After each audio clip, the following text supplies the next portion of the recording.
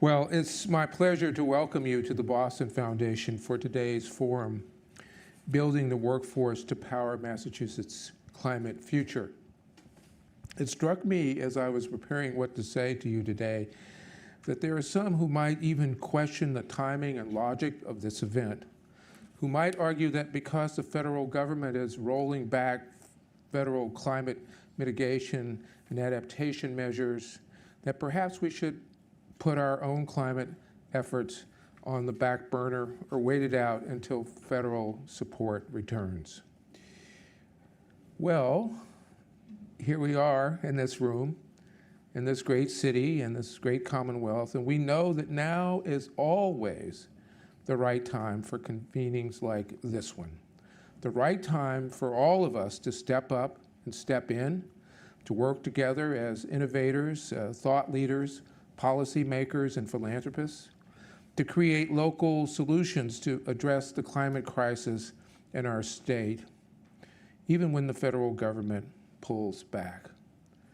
The science, the research, the data, and the facts tell us that the climate crisis is here and will continue. And just as we've always done, Massachusetts will continue to use the facts, the data, and the science to fuel our innovative thinking to face this challenge today and to prepare ourselves, our communities, our policies, our economy, and our workforce for what's coming next. This is not a time, I need not say this to you because you know it, this is not a time to press pause on our climate work. It's a time to forge ahead, which is why I'm so very, very excited about this morning's conversation, and for those of you who are in this room, regarding the Climate Careers Fund, an innovative financing model designed to rapidly build and sustain and scale the state's climate workforce. As you will learn, this fund doesn't just focus on job training, it also seeks to align public, private, and philanthropic resources to unlock good jobs, to strengthen communities, and of course to accelerate our path to a cleaner future. Tackling the climate crisis is something that requires creativity, cross-sector philanthropy, practicality, and probably most of all, hard work. And the Climate Careers Fund illustrates the brilliance of all of these things working together. It also exemplifies how philanthropy can step in to help accelerate and sustain long-lasting impacts. At the Boston Foundation, we work to improve lives and strengthen communities, as we like to say.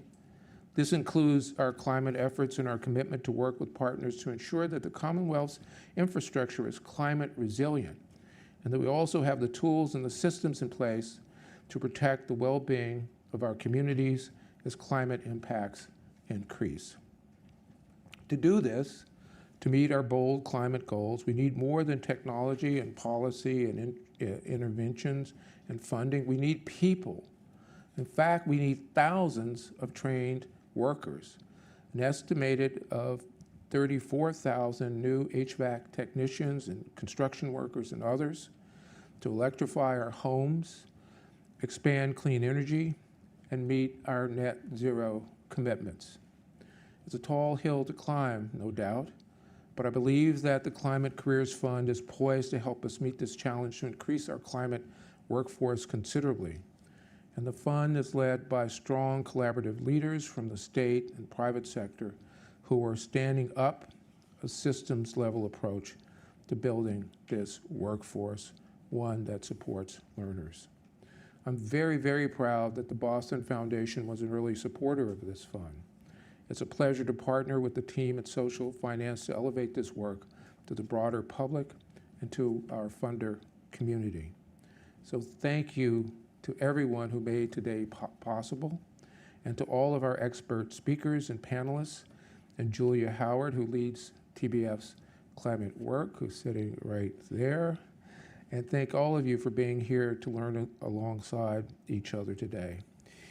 Now it is my happy pleasure to introduce Social Finance's Chief Executive, Boston Foundation board member, happily, and my friend Tracy Plangin. Tracy, thank you for your extraordinary leadership in this work, and thank you for joining us this morning to help inform and inspire all of us with the promise and impact of the Climate Careers Fund. We're excited, very excited to learn how Massachusetts is leading the way in the development of climate careers workforce. Tracy, it's all yours. Thank you.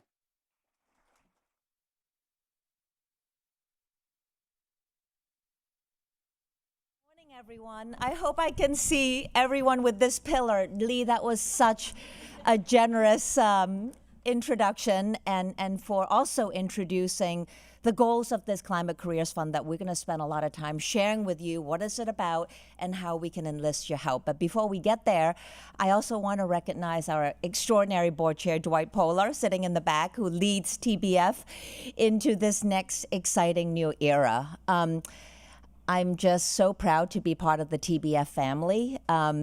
I think about all the ways that TBF has been there at the beginning for so many organizations around the Commonwealth, and TBF being one of the oldest community foundations in the country, going side by side with the Commonwealth.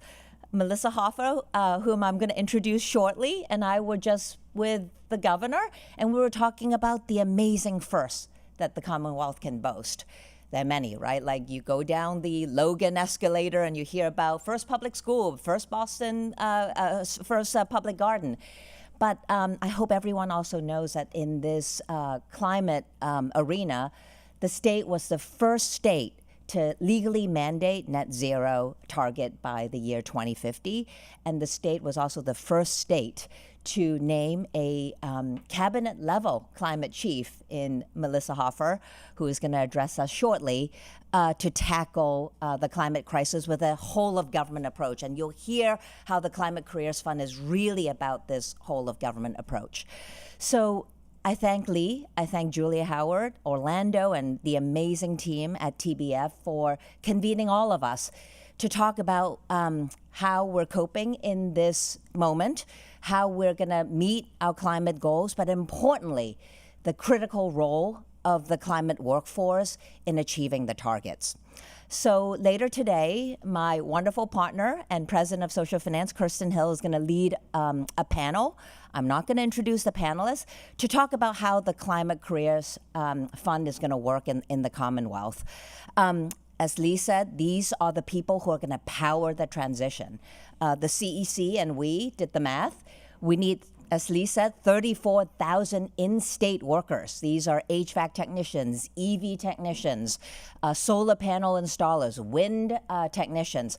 And as the governor said beautifully last year when Melissa and we were at the Vatican, she said, these are the heroes of the climate transition. And I cannot agree with our governor more. What's also really exciting about the Climate Careers Fund is this mutuality of hitting our climate goals, but also do something that are just great for workers, right?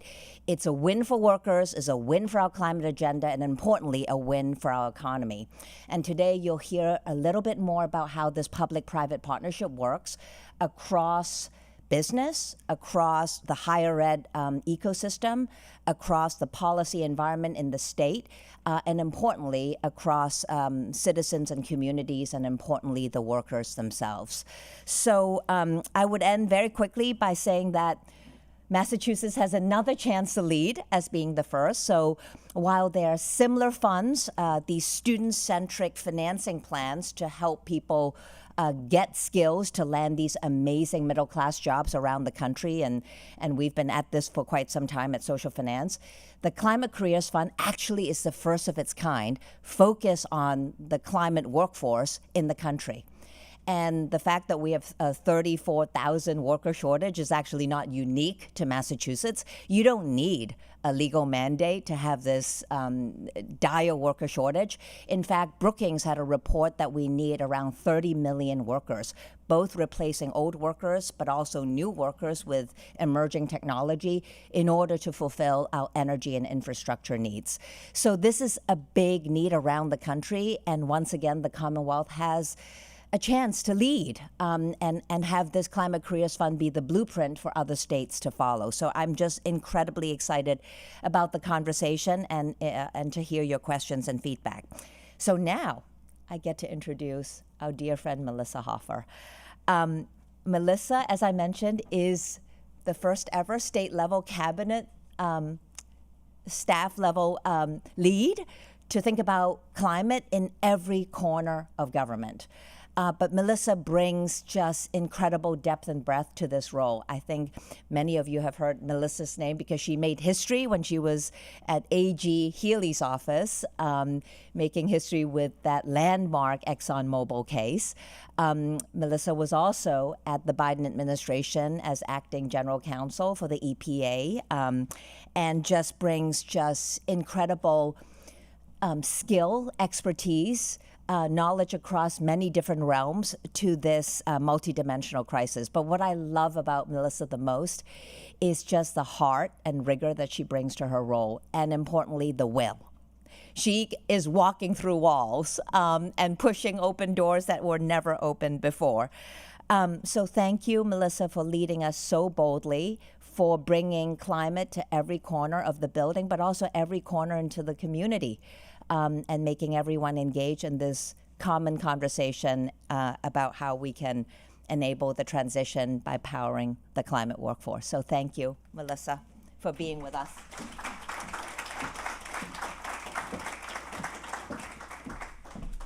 Well, good morning, everybody. Tracy, thank you so much for that very warm introduction. One of the great joys about this has been getting to know you, so thank you.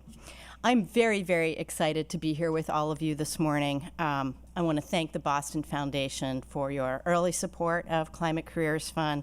You lead, Julia, for the work that you are leading. To my partners in this work, to Tracy, to Kirsten, to Heidi, where are you? Who like really has taken the laboring oar on so much of this at Social Finance. Thank you so much.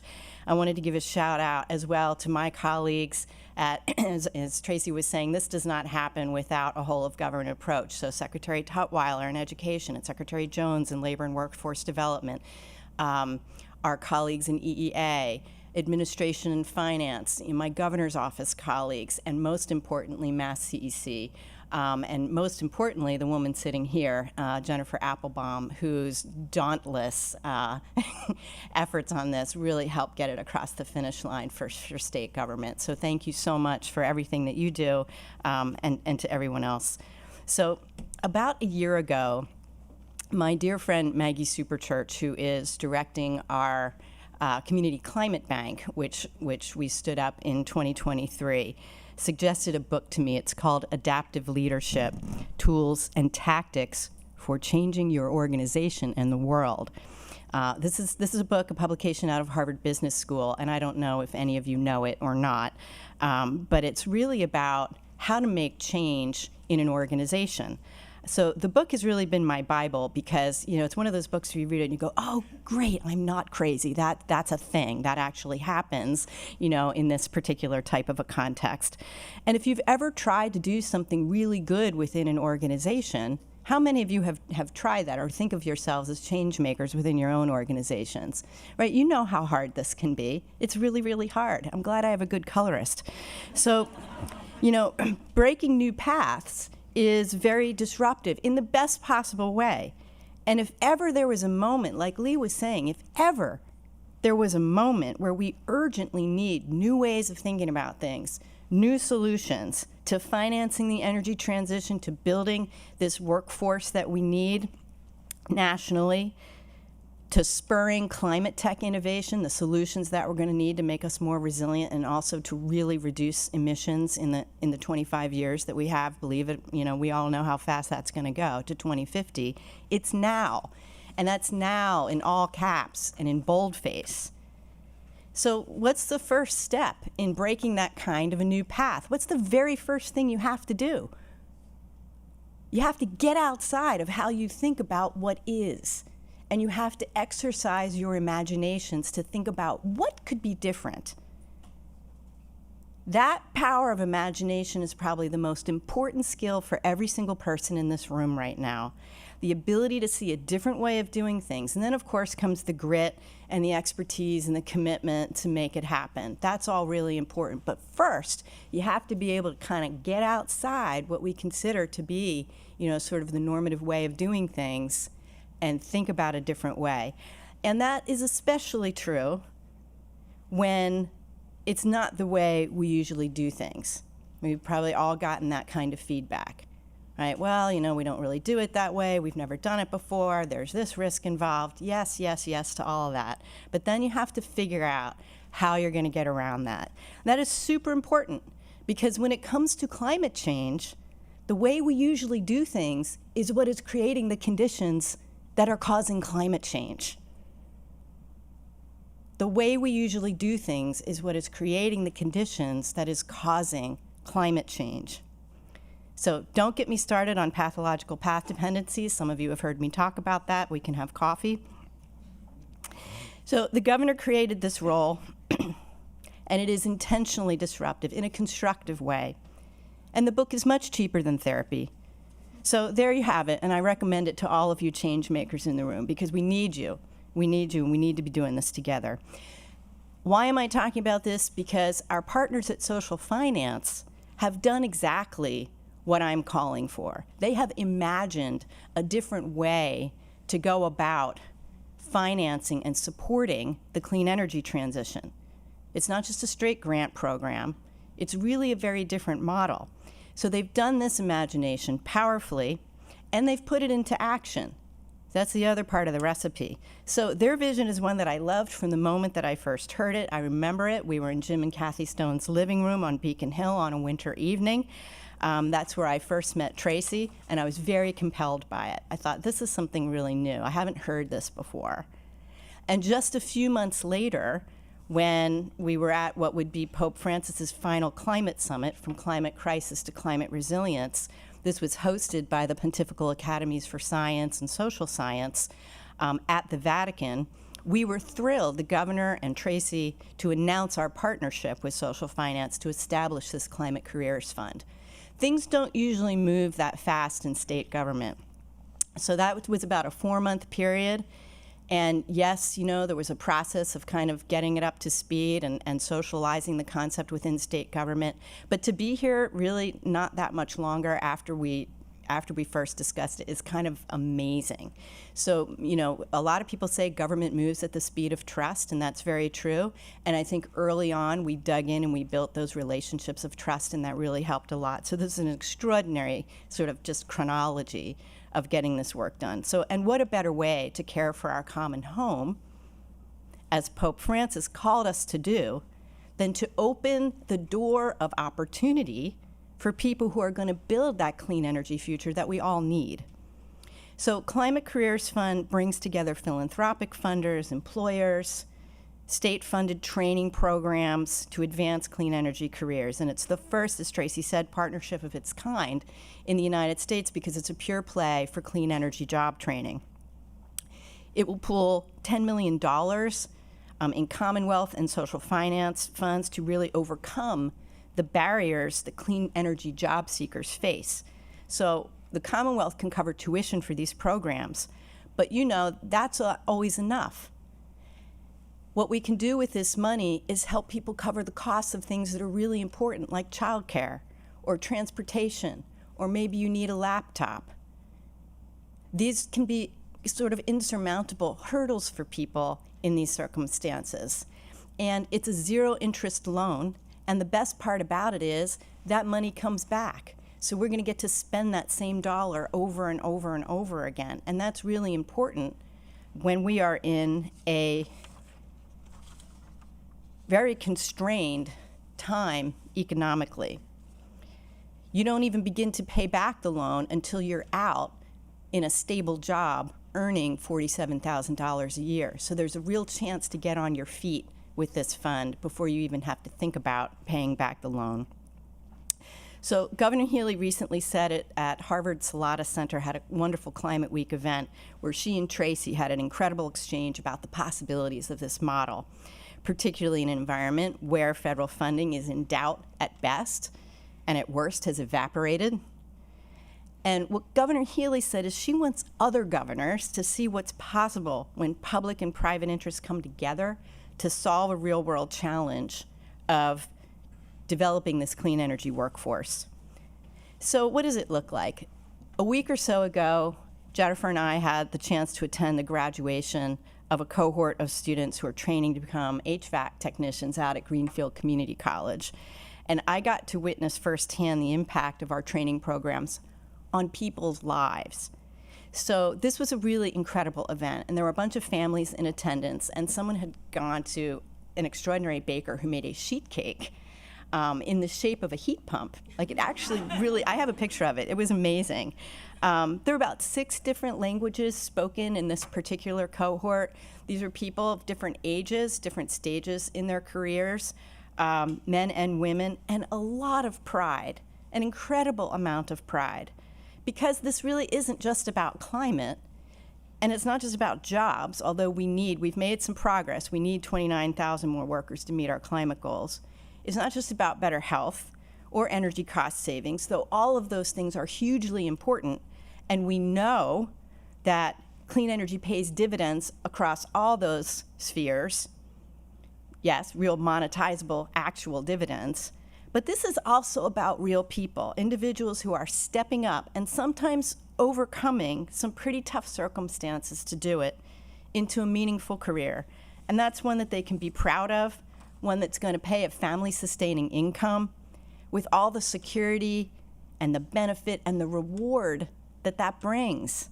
Think about your own careers and how much that means and how it just stabilizes some things. I did not come from a lot of money myself. It took me a while to build my career. I can't tell you how important that is. So to see these folks stepping into that is really extraordinary. I can't stand here and talk to you today without talking about the fact that this is a hard time. And I just want to acknowledge that. There is despair, and there's also just the moral injury that we're feeling, witnessing, so much harm done with our dollars and in our names. So that's just here with us today. But I do want to step back for a moment and maybe take a little bit of a long view and think about what these changes mean for climate in particular. So I grew up in Pennsylvania, and we have all kinds of quirky sayings there, and one of them is, the horse is out of the barn, and that roughly translates to, it's a done deal. And so it is with the clean energy transition. That doesn't mean that we can slack off, and it doesn't mean, it's not incredibly urgent. It is. It's really urgent because we are much, much, much too late. We are decades late in doing this, but it is a done deal. So take some heart in this. Globally, it's happening. There's a terrific article in Foreign Policy magazine in the September issue. It's called The Coming Ecological Cold War. And if you're interested in this, I really recommend that you read it because they do a great job kind of outlining these trends, and I think it's really spot on. Why is it going to continue? It's for the simple reason that renewables and battery technology are now cheaper than fossil fuels. So that's what's happening. That's the broad trend.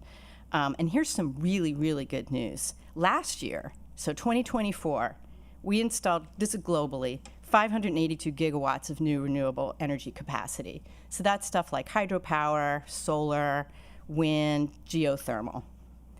That was 20% more than what we did the year before in 2023. And here's the super, super awesome part. Around 91% of that utility scale renewable projects were more cost effective than fossil fuel projects.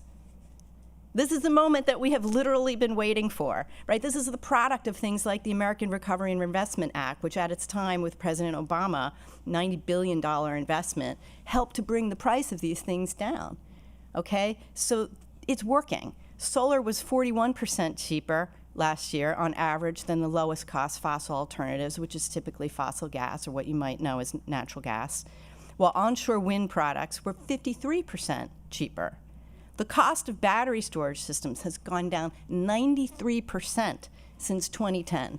So if that doesn't put a smile on your face, I don't know what will, because at the end of the day, this is going to be a market-based decision. And now we are achieving the holy grail of making these things cheaper. So the effect here on the United States of these policies that we are seeing is that it is kneecapping American competitiveness. That's really going to be the impact for us.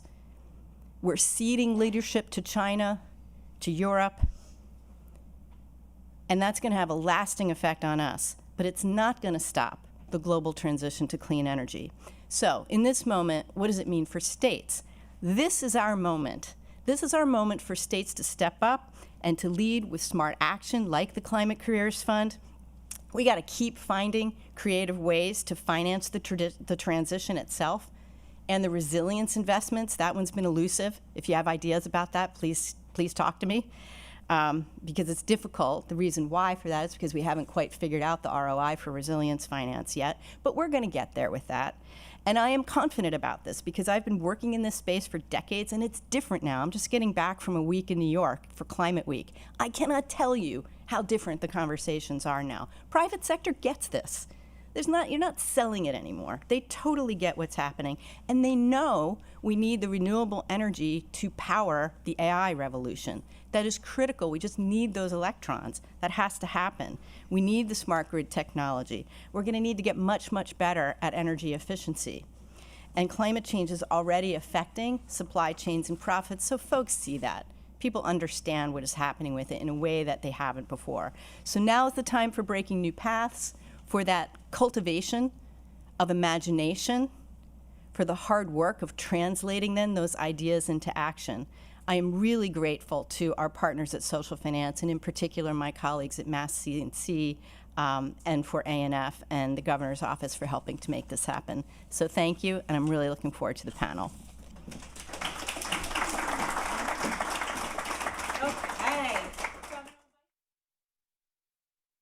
It is going to be hard to follow those three speakers, but I know we can do it together. I'm Kirsten Hill, President and COO of Social Finance. What I think is so special about today, when we talk about the climate transition, often we talk about technology, we talk about policy, we talk about systems change, and all those things are crucial. But what I think was so beautiful that Chief Hoffer just really brought to light was the human element of this work. And what we're talking about today is really those workers, the people, the skilled, passionate people who literally build our climate future with their hands. And what can we do to invest in them and their opportunity? So I think about some of the calls to action from the three folks that started this morning, the idea of imagination, of collaboration.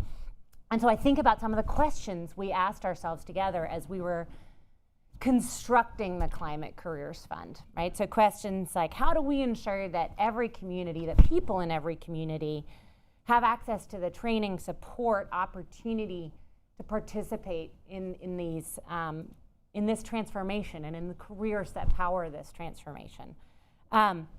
How do we build pathways that are enduring and open and address the real barriers, as Chief Hoffer said, that people face in accessing this training, which are well beyond sometimes just the expense of tuition? How do we break down barriers, align incentives so that learners, employers, educators can really come together to imagine a different system? And how do we invite that collaboration between employers and educators, between the public sector and the private sector to make that happen? So today's panel really brings those perspectives together. I know everyone's bios are in the materials, but quickly, we have Abel Vargas, president of Valley Home Installation, on the front lines of hiring and training workers to meet this demand. We have Kristen Cole, who leads workforce development at Greenfield Community College, where Chief Hoffer just was, really leading programs that help students gain the skills and gives them the supports they need to do this work and succeed. Jennifer Applebaum, who's been our partner in this work from the very beginning, who leads workforce development at Mass Clean Energy Center, Mass CEC, who really thinks about how do we scale clean energy workforce solutions statewide in a variety of ways, and this is just one aspect of that. So each of you brings that critical piece of the puzzle. And so together we're going to explore kind of what we're doing together, what challenges still remain. But I will ask all of you, as we're talking, please do be thinking about questions or what role you and your organizations can play in this, because we are going to open it up. And so I'm excited to hear the questions you have. I don't want to be the only one asking questions today. Kristen, Yes. I'm going to start with you. Okay. And not just because we have such a similar name. I know. But from the perspective of higher ed, where you sit, I mean, Melissa talked about the graduation, and you know, lovely. you can't lose the image of that sheet Yeah. cake in your mind. But as you see students go on this journey, and as you see them thinking about how do they go from education to career, ideally, what are some of the biggest barriers you see people facing? How have you encountered that? What are some of those real lived experiences you see people having? Well, I think for us at Greenfield Community College, for those of you that don't know, we're in Franklin County, so up in the western part of the corner of the state. We have, there are a lot of financial barriers in rural communities. Transportation, as Chief Hoffer mentioned, it is a real struggle for individuals, and we are actively bringing folks into these programs and outreaching to these folks for the programs, because we do believe that these are career pathways that can get folks into family-sustaining careers. And so helping, with the help of MassCC, we've been able to build training programs that can provide some wraparound supports for individuals, but the financial barriers are really a struggle. There's also that employer engagement piece with the community colleges or the training providers. It's not always community colleges, but employers are busy. They have a lot going on. Technology is changing constantly. And for the training providers to be able to stay on top of that, so we are putting out folks who are ready for those jobs on day one. That's also something that we really work on every single day to make sure that they're ready for the jobs when they finish. Yeah. So true. I mean, and we hear this all the time in our work, which is sometimes it's almost hard for some of us who haven't struggled with this ourselves to imagine the idea that there's a free program for a great career, but for lack of the ability to pay for transportation, people are not able to participate in these programs. And you know, we've heard stories of people who can't afford a $6 train fare, to the extent public transport is available, which it isn't always, depending on where you are. Not participating in programs that could result in an $80,000 job at the end of it. I mean, really, really heartbreaking scenarios that you think about. But Abel, Kristen was talking about engaging employers in this system. You are on the front lines of trying to do this work, trying to hire people into these roles. Like, what do you see from your seat as kind of doing the work, hiring people, kind of the challenges of workforce for you? Yeah, I think that Abel Vargas, I run Valley Home Installation based in Lawrence. I think I think Kristen spoke about this barrier, and I always think about current position and future position, and the opportunity cost or what you're giving up to get that extra wage. So you could be making $25 an hour, and someone tells you can do this program and you can make 80. Well, while I'm trying to get to 80, I still need to pay for rent and childcare and all these other things. And I already have a car, and I have great soft skills because I work at the Amazon Fulfillment Center. But like, how do you get that person that has great soft skills, goes to work on time, but just needs a little bit of support and occupational skills training? And I think that's the problem. Like, how do you get someone to give up wages that are decent and get them from decent to great through these programs? And I think figuring out how to supplement that transition so people don't lose their ability to provide for themselves and their family while still upskilling is the hard thing to do, right? That's the tough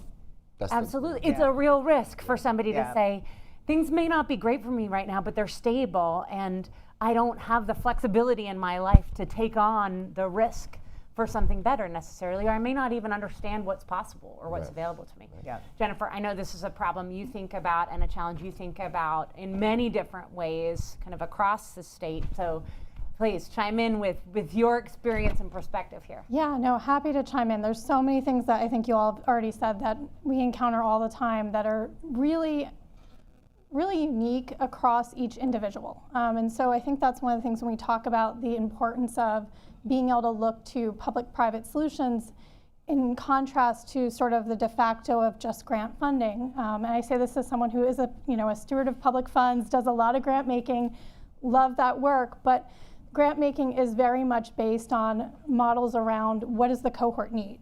And there's some room for flexibility usually. We have some flexible support services, but it doesn't get to that last step of individual barrier. And I think you hear already some of the range of individual barriers, but also the idea that free is not free. So when we talk about the tuition being covered, and even maybe some of the things like transportation stipend, there is still, as Abel mentioned, that opportunity cost. And especially in a scenario where most of the time folks that are looking to train into these sustainable career paths are not always doing so from the status of being purely unemployed. They're underemployed. Yep. They're working a range of jobs. They're sometimes piecing it together, and committing to a training program has a real opportunity cost. And oftentimes it runs right up against what we often ask low-wage workers to do, which is work all kinds of variable shifts and take on additional gig economy works. All those things make it very hard to commit to the opportunities that are right in front of folks. So it's really exciting to have a tool like this. I think it's also, it's really good for the workers, it's good for the employers. It's also actually good for the workforce professionals, which are a smaller subset of people that we probably don't think about as much. But these are mission-driven individuals that are trying to create on-the-ground economic transformation. And I think what breaks them the most, and what broke me the most in my career of direct service, is when someone right in front of you absolutely should be able to seize the opportunity, but can't because the model that you work within just doesn't fit that. And so that's where I think this is just a tremendous game changer. Yes. So maybe just then reiterating what Chief Hoffer described so beautifully in terms of how the Climate Careers Fund works. In short, it seeks to provide funds through a principal-only loan to these students who are wanting to participate in a program, who see this opportunity, who, as Jennifer and Abel and others said, who are employed but just can't bear the burden of the opportunity cost. Maybe it's transportation, maybe it's childcare, maybe it's rent, the basics of living that they need to pay for while going to school. So they have the opportunity to benefit from a principal-only loan that's repayable if and only if they succeed. So if and only if they get that job that pays above a minimum threshold, and then they pay a portion of those wages back, not to repay an investor, but to go on and then pay it forward to the next learner, so that those funds can then be used and reused and reused to support the next person behind them. So it enables them not only to experience that success themselves, but to feel the contribution they're making to future learners as well. So Abel, maybe I'll talk to you. You talked about how do we reach some of these workers who have soft skills, who are employed, maybe they're underemployed. How are you grappling with this challenge now? Are you feeling a shortage of workers? How do you go out and tell the story? How do you partner with education and training institutions around this? Like, how are you tackling this challenge today? Yeah, one of the things when we had our prep call, we talked about some of the other conversations. It's accessing people that want to work, right? Yeah. And transportation being a thing. And we're in Lawrence, right? And when we talk about Lawrence, I used to work in government. We used to call Lawrence the workforce of the Merrimack Valley. Yeah. Right, so there's people there that want to work, that are able, capable, and they work hard. So we have access to these people, right? The problem is that many of those people come with entry-level skills. And we have to train up from an installation technician and so on and so forth. What we struggle with is more advanced skills like HVAC technicians, like electricians. That's what's hard, right? And how do you get someone, how can I take someone that's on one of the crews, one of the trucks that's doing installation, and put them in a program where they could become an HVAC tech because they've shown so much promise? Yes. How do I do that? I don't know. I think some of the people on this panel could probably help me. But I think that there's people that already exist in our ecosystem that with the right support can navigate through and learn the skills needed and start taking on those roles. We need HVAC technicians, we need electricians. Those are like my two big things. Yes. And it's not always easy to take someone off a truck and put them into a training program and for them to see the value. Yeah.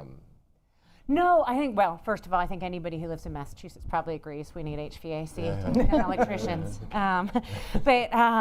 So it's, you know, you rarely enter a room where people haven't felt that in some way themselves personally. But I think the other thing you're saying that's so powerful is this idea of your incumbent workforce, the people you already know who maybe aren't trained in these skills, but you know them as people, you know their capabilities, you know their dedication. And you know, you have that in kind of a micro form inside of your organization, but exists in Massachusetts, it exists in America, this dichotomy between good people who want to work hard, jobs that can pay decent wages, and yet we're still not quite bridging that gap with the systems we have today. So Kristen, as you think about that challenge, I mean, talk more about what you see, how you're engaging with employers, how you're engaging with the community and these people to talk through this opportunity and to try to bridge that gap. Absolutely. I will say that our HVAC training program at Greenfield Community College came out of employers reaching out to me saying, we have a crisis coming our way. This was, I think, I took on this role in 2020, and this was right in the heart of the pandemic time, and so it was over Zoom, and they reached out and said, we have a workforce that in 5 years is going to be gone. They're retiring, and there's no training programs really up here for the next generation. So we, with a lot of support from SCC, were able to do a year of a planning grant, really engaging with the employers in our area, and building a curriculum that included the industry credentials and licensures that they needed to fill that workforce. But it's still a challenge. In the last 9 months, I think we've graduated 30 from our training program. We have a wait list of about 100 folks on the wait list. So we are.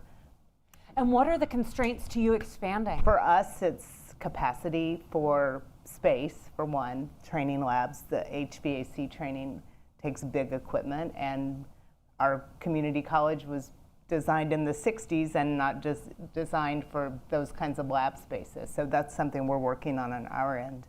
But also instructor pool, getting the folks that have the experience to understand that as they're thinking of retiring, there's a way to continue to train up that next generation of folks and take those skills that they've had so many years of learning, and they can now help bring that next generation forward. So we're actively engaged right now in a model to try to build a training instructor pool to pass that knowledge along. That's kind of amazing. But built from the ground up. Built from the ground up, yes. Now, Jennifer, you must see this in so many places, and I know you have been, you know, grappling with and seeking to shape, and obviously been a part of you know, this incredible work that Kristen's describing as well. But as you've grappled with the problem of the workforce in Massachusetts, we've heard kind of the scale of it. I know you were I think the author of the report that so many people are citing today. But the challenge, it's been so hard to grapple with, and kind of the number, if anything, at times grows in terms of what we need. So as you've looked at the kind of systems that are in place today, what are your observations of the places that are working, but the places where we need new and different connections than we'd have before?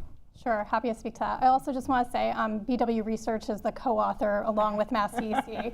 Don't want to take full responsibility for a report that we wrote half of. But yes, so we continue to see this, and one of the things that we're seeing is also a lot of the numbers that folks are citing based off of the report that we released in 2023 were predictive numbers based on the state's climate goals through 2030, the actions that would need to be taken to meet those, the expenditures. So that kind of modeling, you know, you can sort of nerd out, it's very enjoyable, but it's not always what's on the ground, right? And it's also different in terms of like folks that are contending with, I hear Abel talking about how he thinks about his workforce and places where there are gaps, and Kristen talking about some of the barriers.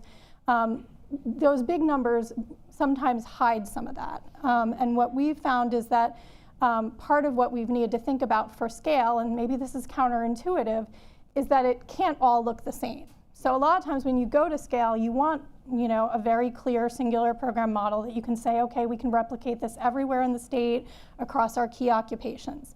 That is not what this looks like, and we haven't found that to be the key to it. We've really found that depending on the occupation, depending on the local and regional factors, and depending on, you know, how we're trying to access those talent pipelines, folks need different things.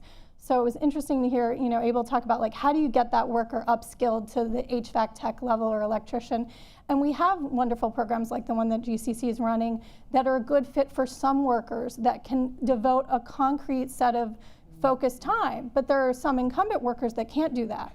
And we're also funding solutions that meet those incumbent workers and communities right where they are in terms of giving them shorter term stackable training that can be amassed over a period. And in some cases are being hosted directly at employer sites, or in cases where employers are smaller and don't have enough people to bring together to train, we have partners that are bringing together their subcontractors to do that.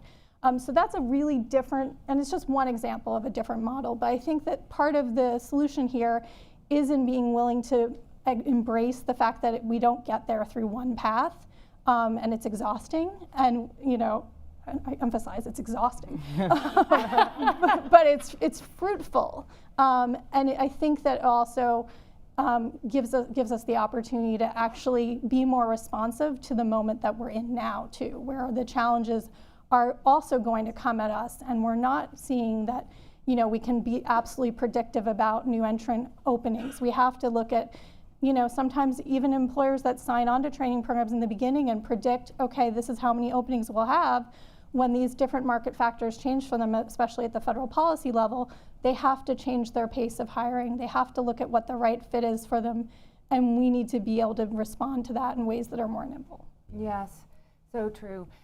I bet as the people in this room are hearing this, you're thinking about your own experiences or elements of exhaustion. I'm going to ask one more question, and then I'm going to see if there are any questions in the room, and I hope you all will chime in with your perspectives. But Abel, Kristen, I think, you know, we all laughed a little at the exhaustion, but I bet it's something you felt too. And I think Jennifer's point about adaptability and nimbleness and flexibility, in this environment, yes, but also with changing technology. I mean, pace of change in this space is high without regard to a changing federal environment. So talk about how you've seen and experienced that in your work. Yeah, I mean, I think that the point about changing environment is it's a big thing. You know, everyone's have heard about reductions in the Mass Save program and utility rates and so on and so forth. So in the Mass Save program, there was a reduction of $500 million. So what happened was contractors like myself and other were told, well, you have capacity to do this much, but you can only do this. So when you say you could do X amount of dollars versus what you anticipated doing, that turns 5 crews into 3 crews. So each crew has 3 people. So now you have to make changes about your organization and how big and how fast you can grow based on an expectation. So you're putting people to training, you're supporting them, you're paying them, and at some point programs change and you say, well, I'm sorry, but the market has changed. So how do we account for those uncertainties in the market when we're trying to make investment in people and in training in a changing environment?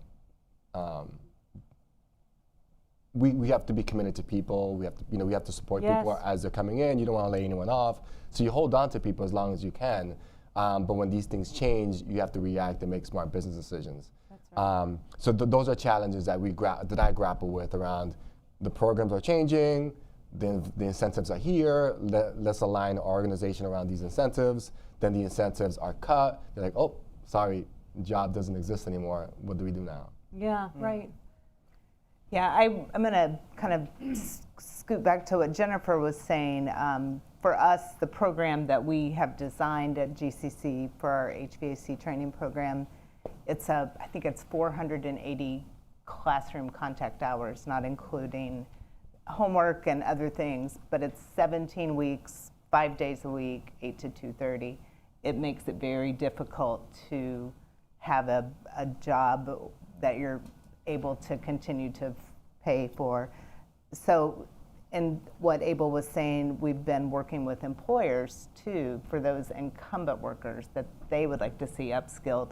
In Western Mass, where there's still a lot of HVAC companies that are wanting to transition into heat pumps, but are still really, their financial model is constrained and they're still working a lot in oil, but they want to add that on to their business. So we're meeting next week with a group of employers about some flexible training that we could offer at nights or on weekends so that we can start doing the heat pump training with their oil workers that have been years with them and they know they're good employees but don't have that skill, and that will help their business start to transition into heat pump work as well. Absolutely. Yeah. So hopefully people are about to put their hands up for questions. But I mean, just to think about what you said, I mean, in many ways, what you're describing speaks to your point, Jennifer, which is we have to be flexible and there isn't a single model that works in every place for every person. And how do you design it around your region, around your employer needs, around the individuals and what that looks like. And then Abel, what you're describing is how do we think about risk and what are the systems that reallocate and rebalance risk and reward in this environment? Because we all want to support this opportunity for people, employers, the public sector, the training sector, but how do you think about where and how that risk should be allocated? And I think that's certainly part of what we're grappling with the Climate Careers Fund, which is how can you have a pool of risk capital that supports people to go through these trainings, where then neither the employer nor the individual is bearing undue risk. There's a repayment mechanism if and only if there is that job at the end of the tunnel, right? And where there is that capacity to repay. But it isn't only a grant program, not that grant programs aren't terrific in certain contexts, it gives it a recyclability and a sustainability that doesn't otherwise exist. So, is there anyone in the room with a question? Yes, I know we have some mic runners. So they'll bring you a mic. Although I'm sure you... I could probably carry the... Okay, perfect. I know you can. I'm John Beam. I'm with Immigrant Family Services. Immigrant Family Services Institute. Just because there are people online, so if you don't... Sorry. Yes, thank Sorry. you. Question is, I'm hoping that this is something that all residents can take advantage of, and have we considered some of the other barriers that beyond transportation that might exist for those folks? Yeah, so I mean, I think that, one fund obviously can't solve kind of every element of concern, but so, it does need to be available to people who are able to work, of course, right? That's the core element of it. I'm sorry, what would be that definition? Meaning they need to be able to be employed above $47,000 a year to pay it back. But I think, our goal here is to have kind of broad availability and opportunity to citizens of the Commonwealth, absolutely. But all residents of the Commonwealth is kind of where I'm going, given the population that we're serving. Yeah. So, and Heidi, you can correct me if I'm wrong, but the eligibility factors allow for all Massachusetts residents who can have working papers. So that I understand there are still some barriers there, but because it is an employment-related program, we want folks to cross that hurdle of being able to have working papers in order to be eligible, but it is more inclusive than just citizens. Yeah, absolutely. Okay. Yes. Oh, one moment. They'll bring you a mic.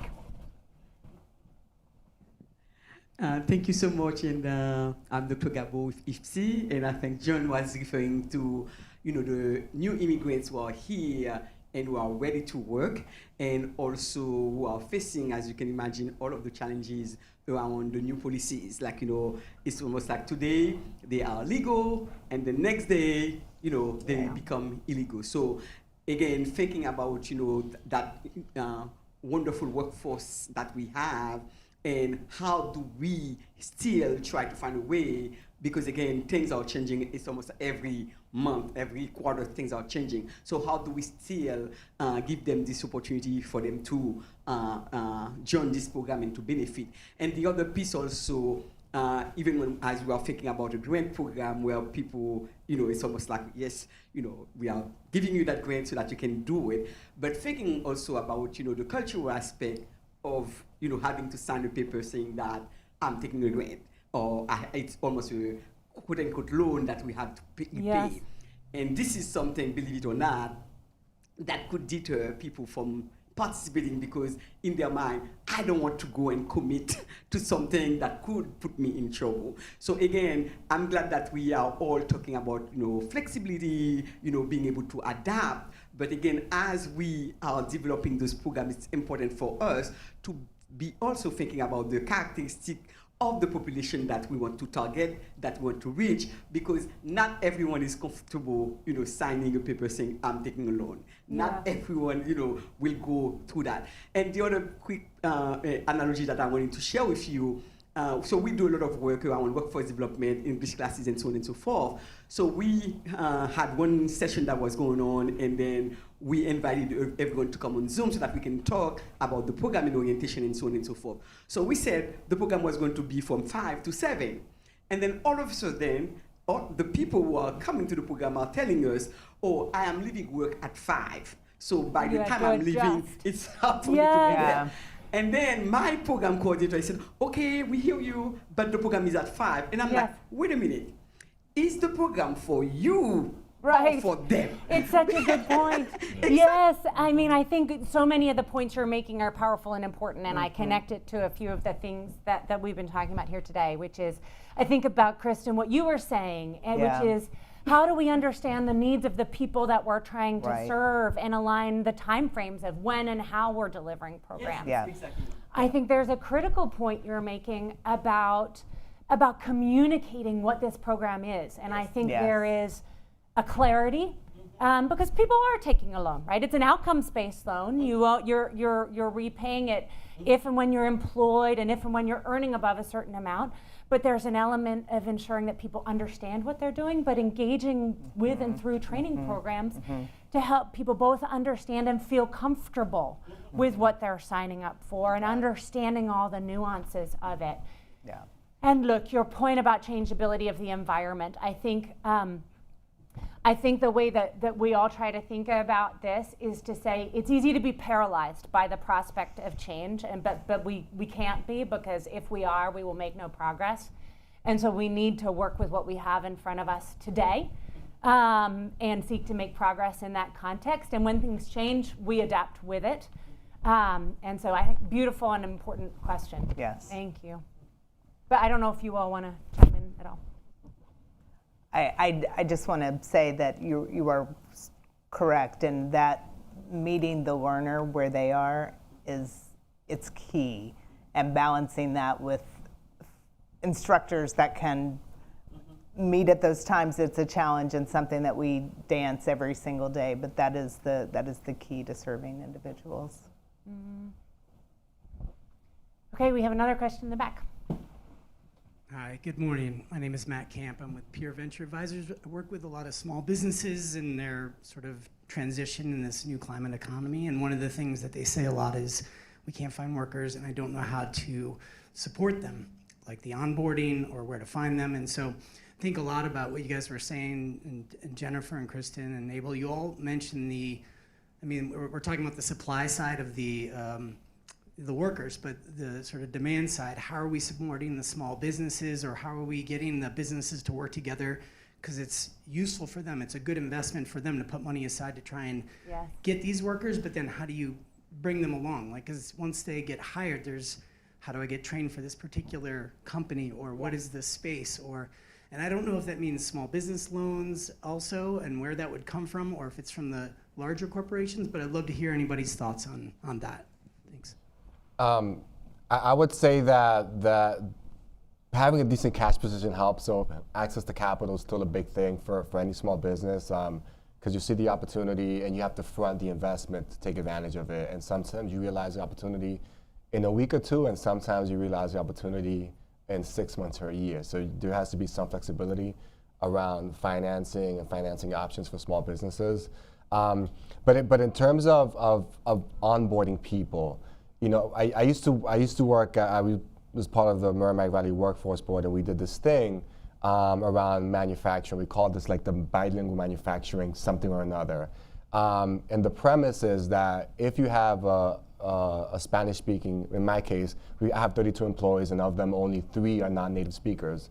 So if you have a workforce like that, you have to create systems, processes, and supports that allow people to succeed in the way they feel the most comfortable. So everything that we do is in Spanish. We operate in the world as a English-speaking company, because you know that's the way you do business. But internally, everything's in Spanish.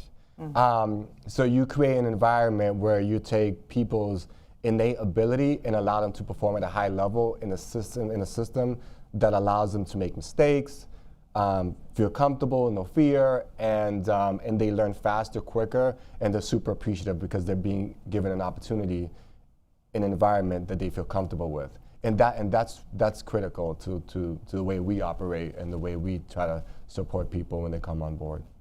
Great. I'd love to just add to this too. I think one of the things that's unique about Mass CC's workforce development portfolio is that we have grant programs that are specifically focused on supporting small businesses in the climate critical space, especially those that are underrepresented. And we're just in the process of transitioning that program to a regional hub and spoke model to create more coordination, more access, especially because for many small businesses that are really micro businesses, they're under 10, they may not even have in-house HR or administrative functions, much less an in-house workforce development or learning and development professional. Those positions do not exist within their headcount. And it takes more opportunities, more coordination, and also some time to offset the cost of them participating even. So many of our programs that are supporting small businesses can offset the cost of those businesses spending time even figuring out what their staffing needs are and putting together a plan for how they do more pipeline development and also more upskilling. So it's something that we have some capacity for and that we've been nurturing, but it's also a place where I think you can't really overestimate how profound those barriers are at the very starting stage, and also in the Commonwealth, how much so many of those micro businesses have and will continue to contribute to the exact solutions that we need ultimately in order to get us through the transition. Yep. In this context in particular. Yes, we have more questions. Thank you so much. My name is Sarah Chosner. I'm with Abrium Advisors. This is a follow-up to Kristen, what you mentioned at the end of the panel. I'm curious if you've seen successful models of job-embedded workforce development where they're actually in the high-paying job or an apprentice version of the high-paying job already and building the skills there, and whether folks can access this fund if they're already in a job-embedded workforce development program. Well, I'm not clear about if they can. I will say that the graduation class that Chief Hoffer mentioned, the fund rolled out officially just this summer. So it's we're quite. But we did have 4 of our 14 students access the fund, and for them, the 2 of them used it to buy used cars so they can get to work. One of them used it for a first and last month rent for the first apartment because he had been couch surfing, and to stabilize that. And the other one of the women in our cohort used it for childcare so she could do this program while she has a 3-year-old daughter. And it made all the difference in them being able to retain in that program for her in the childcare, but for those that are now transitioning into work, having a car to get to the job or having a place to sleep and a stable home, it made all of the difference. It's a big deal. Yeah. It's hard to follow such a poignant manifestation of the real human impact here. But just to also say, the fund did just start serving people in August, and I know Heidi and Angie and the team who are leading the work are also thinking about how we add training providers and models and cohorts. And so over the course of time, we certainly hope to expand not only the places, but the manifestations of the training. Kristen, can I just add to that? Yes. So just also to sort of respond to your question, in the intentional design around the program model from the start, it's flexible to new entrant training and current or incumbent worker training as well. And with current workers, it can be that the learner takes out the loan, but it also can be that the employer commits to repaying and uses that as a mechanism to retain workers, but also de-risk that potential cost for them. We all know sometimes it's hard to invest in, especially for small businesses, to make that step to invest to cover the full expense of not only the training, but time away from someone's job, and then potentially have the worker leave. So this is a way to incent workers to stay, but also to grow, which is good for them and really good for business resiliency. Because the more skilled our workers are, the better prepared we are for good times and bad times. It's such a powerful and important point, and I connect it to what Abel was talking about before, which is it isn't easy, and as you were talking about in the back, for a small business to commit to pay for this type of training.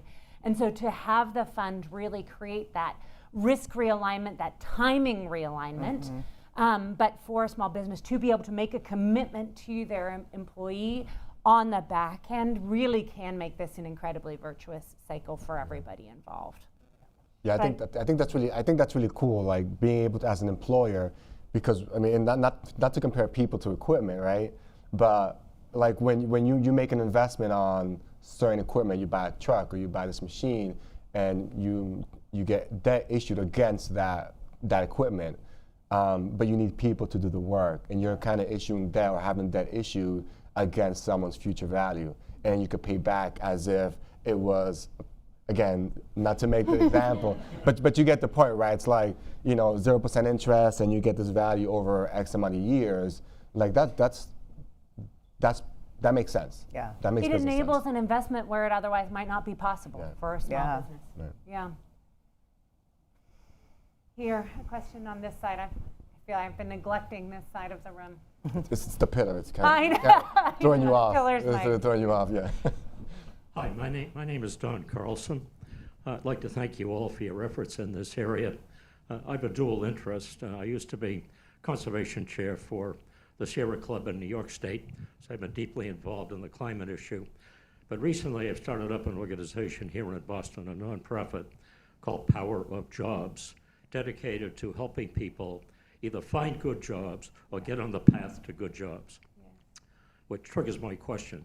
Are there a significant continence of good jobs in the climate industry?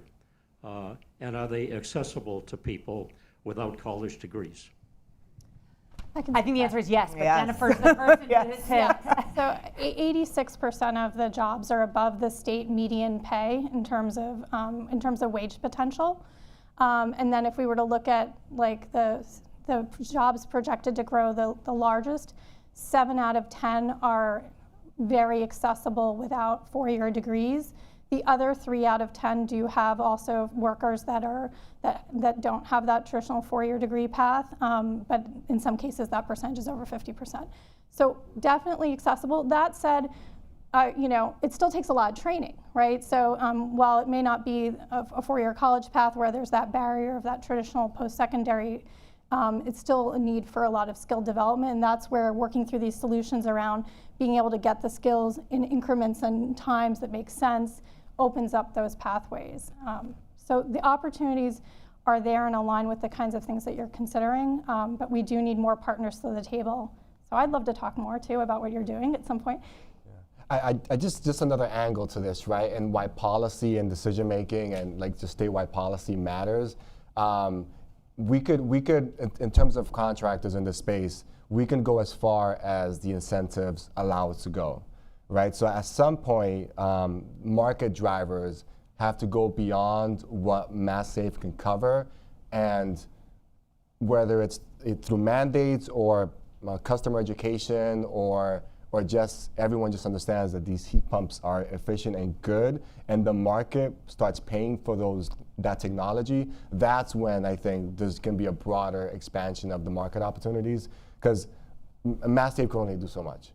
And I think at this point, at least for 25 and 26, I think we're tapped out in some of the impact that we can have in terms of how much money is available. So now how do you, what policy and or market dynamics change so that market drivers are driving the adoption and not just MassSafe? How do people tap into these good jobs? So there's so many different pathways, right? So in some cases, we are looking at folks that are taking additional training either at community colleges or at vocational high schools after shift in the evening. We have community-based training. We have folks that are accessing pathways through the union and apprenticeship training programs. And then also a lot of community-based organizations playing a role in helping with the navigation and removing of the barriers. So there isn't one pathway, there's a constellation of pathways, and sometimes it's about finding the right fit for what the individual can actually take on as a way to get an entry point. Yeah, well said. And of course, that's some of the challenge. But I mean, to your point, one of the things we think is so beautiful about this opportunity is it's a chance not only for people to be a part of kind of building the climate future, here, but it's also a good job that's accessible without a college degree. And so that's exactly what we're talking about here together for people. Other questions? Oh, Chief Hoffer. I don't have a question, but I just wanted to say, Kristen, you mentioned something that was one of the most moving parts of the ceremony at the college, which was the retired folks who had come in to be their instructors. Yes. And, these students were just clapping. I You could know. tell they love these guys. Good. So that seems so powerful, too, that It there's is. a mentorship that happens there. Yep. My guess is they'll probably stay in touch. Yep. But I just wanted to note that because it seems like such a great part of what you're doing. Thank you. And that, just to touch on that, part of our program and that when we designed this, that MassCC is funding, we built in after they complete the training, we place them in internships. In many cases, they just are being hired right up and they're not even going through that 2-month paid internship. But we are also staying connected with those students for the next year. We do something called a community of practice where they come back to us once a month. We put out pizza. It helps them build a network within themselves too, so they can start building their own social capital and network in their careers, but also a chance to talk about what are you doing on the job, or I'm struggling with this. It's been really powerful to experience that over the last 9 months since our first group finished and watching them come back every month. So thank you for that, yeah. And the instructors come to that too and talk with them, and so it's great. Any other questions? Okay, yes, in the back of the room. You can go. Okay. Hi, Chloe from Social Finance. Thank you all to the panelists. This has been a really amazing discussion. So we talked about how the fund launched quite recently, and in terms of growing the fund, we're looking to engage additional training providers. Kirsten, I'm wondering from a funding perspective or otherwise, what else do we need to do to grow the fund? And with this great group in the room and also online, is there a call to action that you would give to everyone? Oh, terrific question. Well, so Chief Hoffer mentioned that that our initial goal, our starting goal is 10 million, and the Commonwealth has incredibly committed $5 million of matching funds to that, some portion of which has already been unlocked, but that is unlocked dollar for dollar with philanthropic capital that comes into the fund. And so And so candidly, as we build this pool to unlock that state capital, to support these workers, to support the small businesses in accessing these funds and creating this workforce and creating this incredible cycle of paying it forward for future workers, we certainly have more funds to raise and unlock. So thank you, Chloe, for raising that. So please, obviously, if you all have suggestions for us, we would welcome your feedback and perspective on that. Any other questions in the room before I go to closing with our panelists? It seems like there might be one I can't see. Yeah.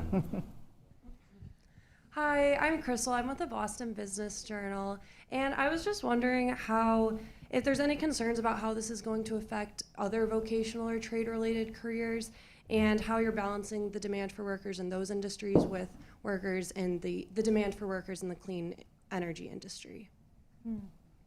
I can start, and then I welcome everyone's perspective. But from my perspective, this is a model. If we're reimagining systems and incentives and mechanisms for collaboration, if we're reimagining how risk is borne and by whom and when, it's a model that's critical and powerful in the context of clean jobs, but it's a model that can be, and that we have used in other contexts for skilled trades, for higher ed, but it's a powerful model in particular, to Don's question earlier, for kind of non-degree pathways for people for critical and essential roles in our economy. So I certainly don't think of it myself as mutually exclusive. I think of it, I hope, as a model that can be leveraged in many different ways. Yeah. But I think in addition to seeing it as a model or a blueprint for other industries, one thing that's interesting and to some extent unique about clean energy jobs is in many of them already cross multiple industries. So it's really that the jobs are greening. It's not necessarily that that workers are being segmented and they're either a clean energy worker or not. It's that many workers that historically wouldn't have identified as clean energy workers or climate heroes, the makeup of their work to stay competitive with the market forces is shifting. And so I think that it doesn't necessarily pull from those other areas. It lifts all those boats, really. Yeah. Okay, so as we close, and to some degree that question was a perfect lead-in, which is, as you all think about coming out of this today, coming out of the work on the Climate Careers Fund, what excites you most about the promise or the opportunity or the model or the impact of this work we're doing together? Abel, maybe I can start with you. Yeah, I think it's the low risk of investment.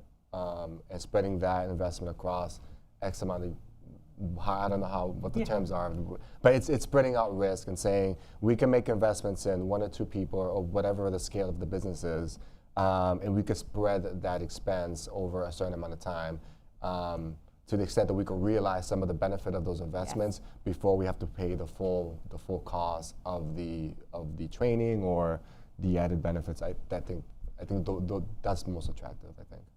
Terrific.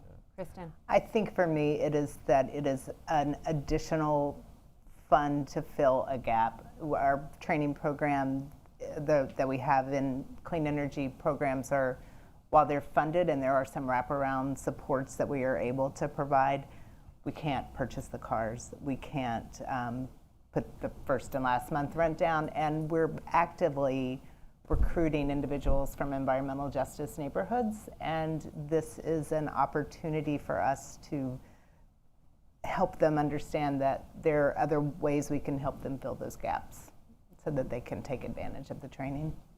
Yeah, absolutely. I echo that, and I would say really excited about this as a tool to drive outcomes in places where sometimes we don't even see potentially why participants drop off. I think we've all had that moment in workforce development where someone was doing great.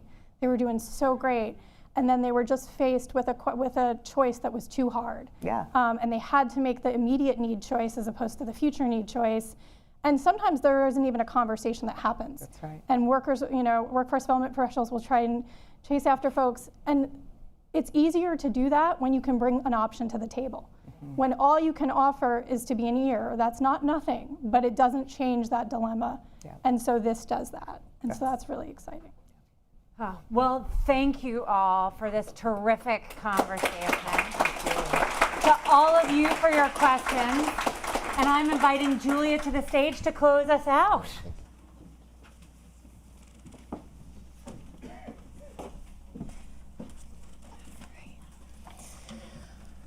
Wow, that was just so terrific to hear from you, Kirsten, Abel, Jennifer, Kristen. Thank you so much. And thank you to our speakers, Chief Hoffer, Tracy, Lee, for offering insight, for offering inspiration, for helping us reimagine what is possible and offering hope to all of us this morning. It was really a privilege to hear from you all. And good morning, everyone. My name is Julia. I am the Senior Program Officer of Climate here at the Boston Foundation. And I'm gonna wrap things up with just a quick housekeeping item, note of gratitude for folks behind the scenes helping make today possible, and a final reflection. So first, in the coming days, everyone who is registered for this event, you're going to receive an email that will have a recording and a recap of this morning's conversation, and hopefully one that you might want to revisit or share with others. Second, I'd like to extend a hearty thank you to all the people who made today possible. So the team at Social Finance, especially to Heidi and Chloe here in the room, who are there from the very beginning of this idea of a conversation and what it could look like.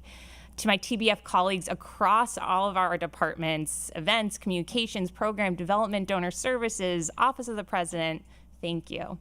Additional big thank you to our caterer this morning, Mama Anna, and the amazing team of A Better Resolution, who made the audio and video of today's forum seamless, and one thing that I didn't stress about at all, because I knew they had it covered. So thank you all. And so to end, I thought we already had an incredible call to action from our speakers and our panel here. And so in thinking about wanting to make this conversation action-oriented, we have our call to action, and just wanted to offer us all a quote that will help continue to drive us to lean into the action here. And the quote that came to mind as I was preparing these remarks was one from the late Dr. Jane Goodall. She was so many things to this world: a scientist, a conservationist, an educator, a relentless force for good. And to me, someone who I've continued to find wisdom and comfort and empowerment in her teachings and work. So in a final interview, Dr. Goodall shared, "We are part of this natural world. And even today, when the planet is dark and there is still hope, don't lose hope. If you lose hope, you become apathetic and do nothing. And if you want to save what is still beautiful in this world, then think about the actions you take each day. Because multiplied in 1,000,000, 1,000,000,000 times, even small actions will make great change." So everyone here who showed up in person, online, to learn, to connect, you're taking action, and it matters.